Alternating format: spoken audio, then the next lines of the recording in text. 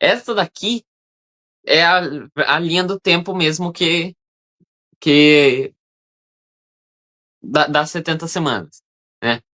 Começou realmente na reedificação de Jerusalém, em 457 a.C. Tem esse intervalo aqui bem grande, né? 7 semanas e 62 semanas, que vão dar ao todo 483 anos, e aqui dentro que vai estar aqueles 400 anos de silêncio, né? Tão falado aí, que, que não teve muitas profecias, não teve profetas pregando e tal.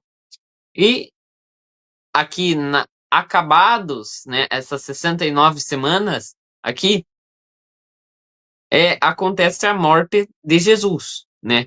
Que é dependendo aí do calendário, vai ser entre 27 a 33 depois de Cristo. E vai dar exatamente esses 483 anos aqui, né? Vai dar exatamente as 69 semanas que Daniel profetizou ali, né?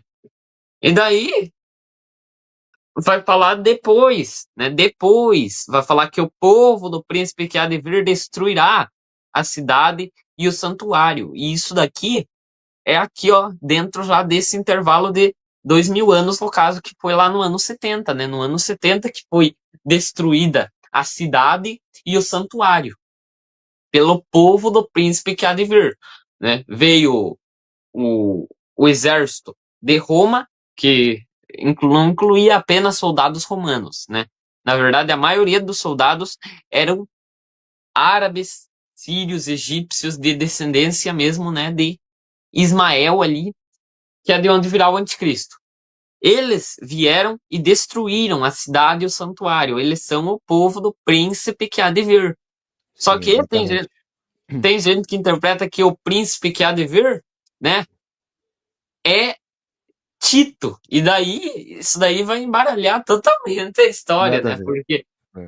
também não houve cumprimento nenhum, não teve nada, muito pelo contrário, quando Jesus vier, ele vai restaurar Jerusalém, né? E se isso daqui já se cumpriu no ano 70, Jerusalém acabou de ser É, destruído no ano 70, sim. né? Nossa, é uma Não, coisa não bate. estranha demais, né?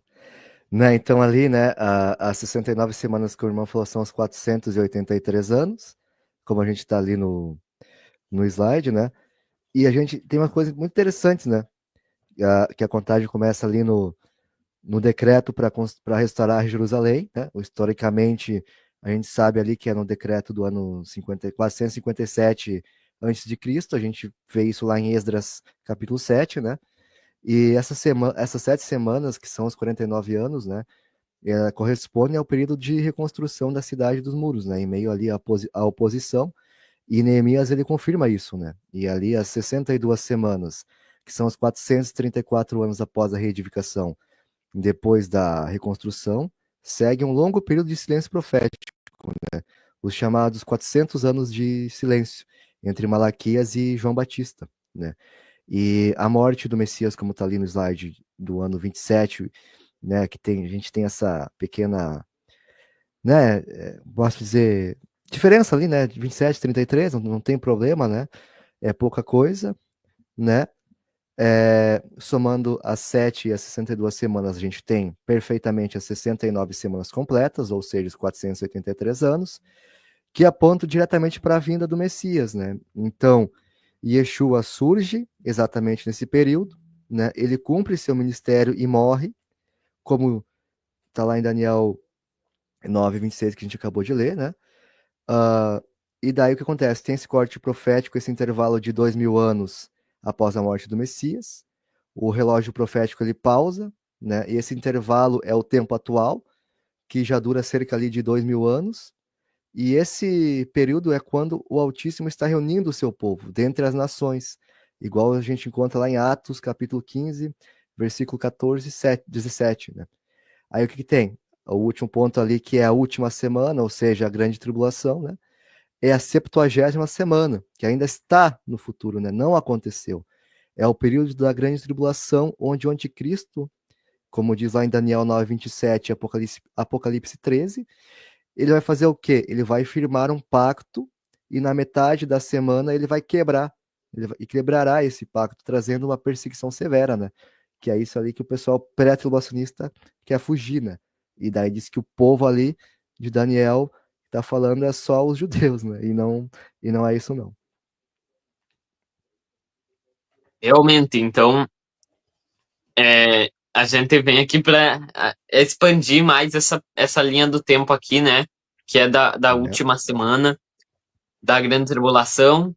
Mais detalhada tá aqui, ó, né, a última semana. A gente vê que o texto mesmo faz uma divisão ali na metade da semana, né? Ou seja, tem 3 anos e meio para um lado e 3 anos e meio para o outro, né? E isso daqui a gente vai precisar também de analisar Daniel capítulo 7, né? Onde a gente tem lá os 10 reis, né? E daí aparece entre eles o chifre pequeno, né? Aparece entre eles o chifre pequeno. Esse chifre pequeno vai aparecer quando? Ele vai aparecer aqui no início, né?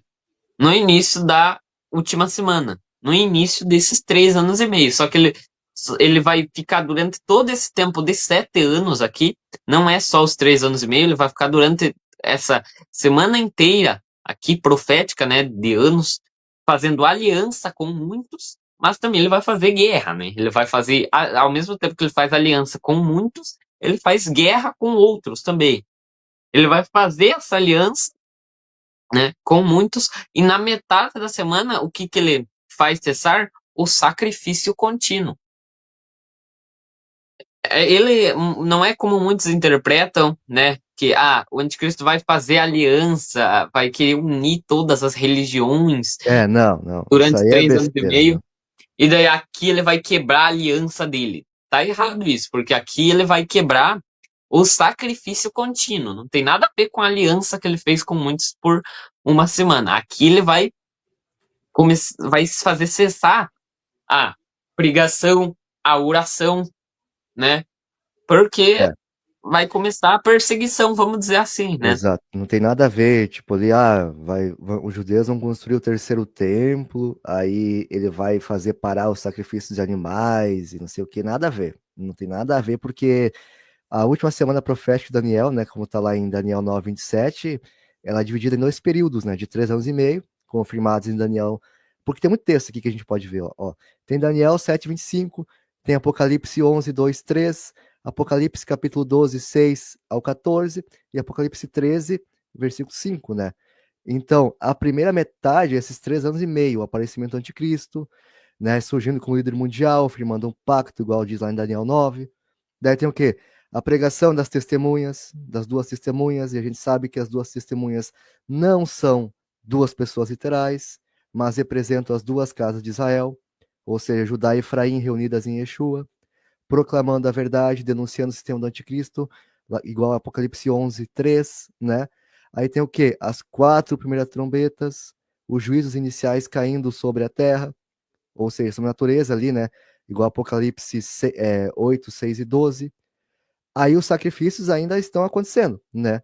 Ali em Daniel 9:27, né? Aí que o sacrifício cessará, mas não é o sacrifício do animal, né? É o sacrifício que o irmão está falando ali, que é a pregação, né, das duas testemunhas e as orações também, obviamente, né? Então, esse negócio de é o terceiro templo, não é, não é o terceiro templo, não, né?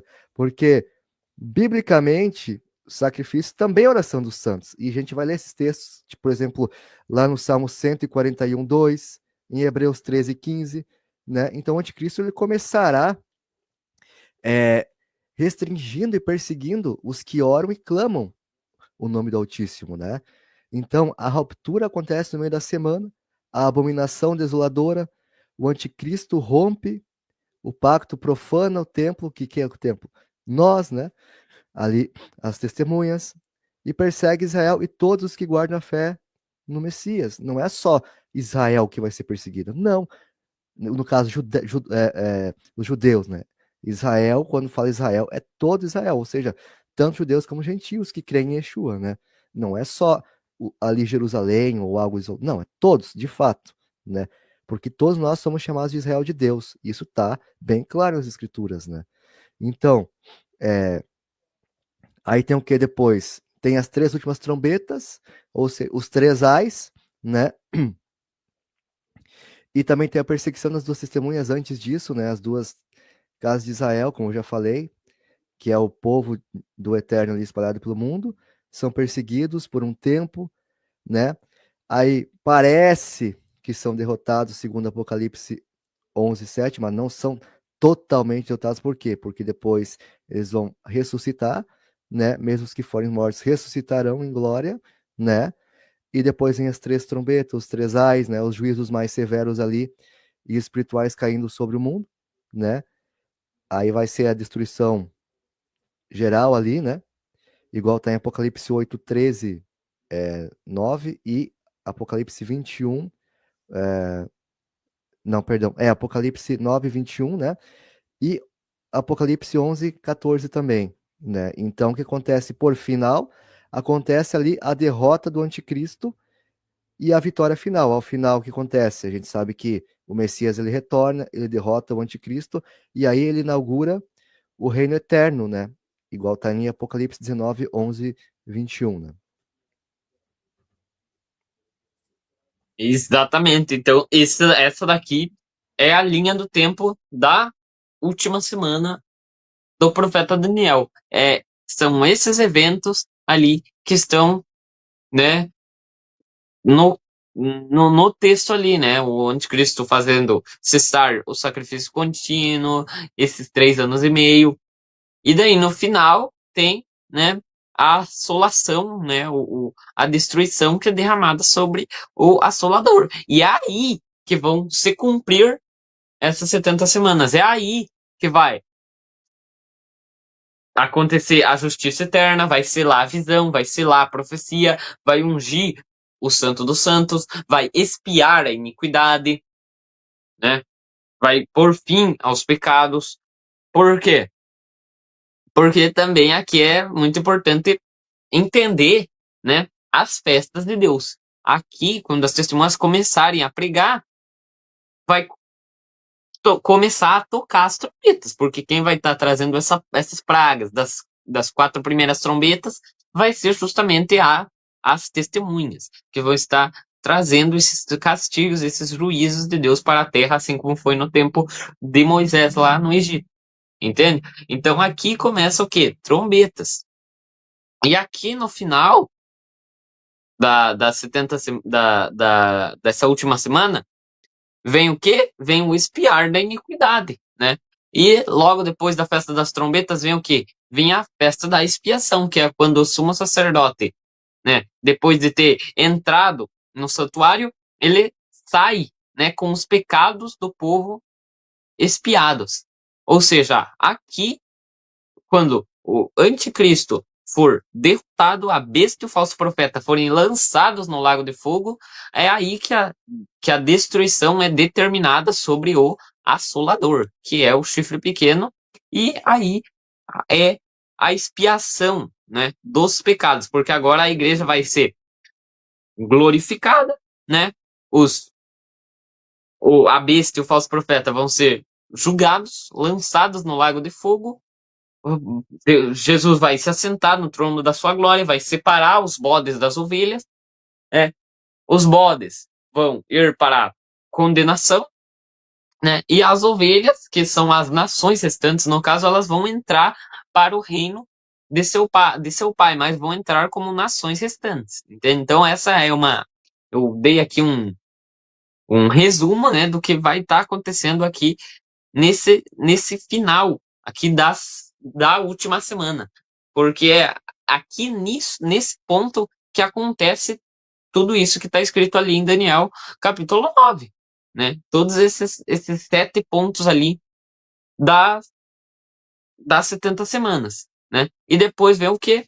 Ungir o Santíssimo. E o que é ungir o Santíssimo? É justamente o estabelecimento do reinado de Cristo. Né?